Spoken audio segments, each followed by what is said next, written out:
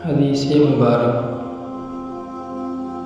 حضرت سہل بن سعد رضی اللہ عنہ بیان کرتے ہیں، رسول اللہ صلی اللہ علیہ وسلم نے فرمایا، جنت کے 8 دروازے ہیں، ان میں سے ایک دروازے کا نام الریان ہے، اس میں سے صرف روزہ دار ہی داخل ہوں گے۔ حدیث مبارک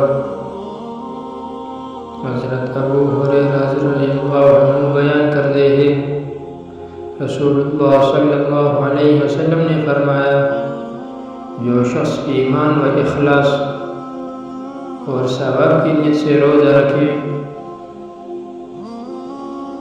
وہ تو اس کے سابقہ گناہ معاف کر دیے جاتے ہیں، اور جو شخص ایمان و اخلاص اور ثواب کی نیت سے رمضان میں قیام کرے، نماز تراویح کا اہتمام کرے تو اس کے سابقہ گناہ معاف کر دیے جاتے ہیں، اور جو شخص ایمان و اخلاص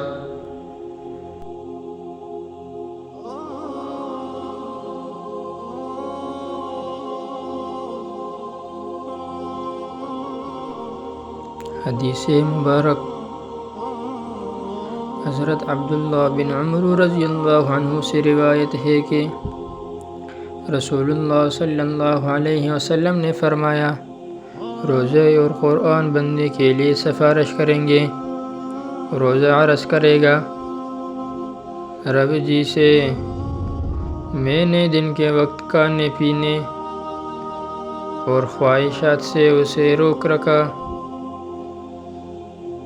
اس کے متعلق میری سفارش قبول فرما۔ اور قرآن عرض کرے گا، میں نے اسے رات کے وقت سونے سے روک رکھا، اس کے متعلق میری سفارش قبول فرما۔ ان دونوں کی سفارش قبول کی جائے گی۔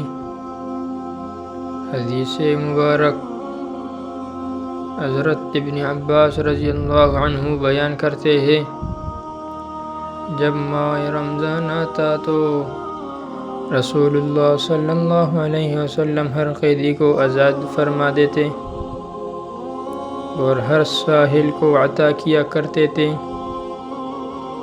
حدیث مبارک حضرت انس بن مالک رضی اللہ عنہ بیان کرتے ہیں، رمضان آیا تو رسول اللہ صلی اللہ علیہ وسلم نے فرمایا، یہ مہینہ جو تمہارے پاس آیا ہے، اس میں ایک رات ہے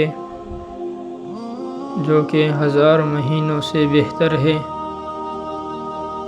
اور جو شخص اس سے محروم کر دیا گیا تو وہ ہر قسم کے خیر و بلائی سے محروم کر دیا گیا، اور اس کے خیر سے محروم شخص ہر قسم کی خیر و بلائی سے محروم ہے۔ حدیث مبارک حضرت ابن عباس رضی اللہ عنہ بیان کرتے ہیں، ایک اعرابی نبی کریم صلی اللہ علیہ وسلم کی خدمت میں حاضر ہوا تو اس نے کہا، میں نے رمضان کا چاند دیکھا ہے۔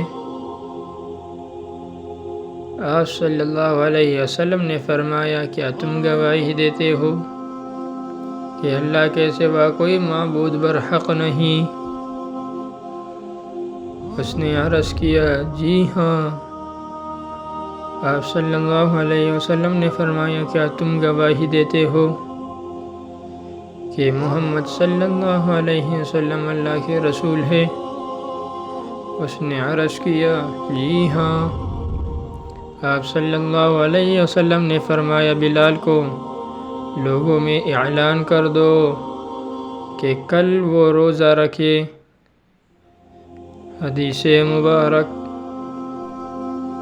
حضرت انس رضی اللہ عنہ بیان کرتے ہیں، رسول اللہ صلی اللہ علیہ وسلم نے فرمایا، سحری کھایا کرو کیونکہ سحری کھانے میں برکت ہے۔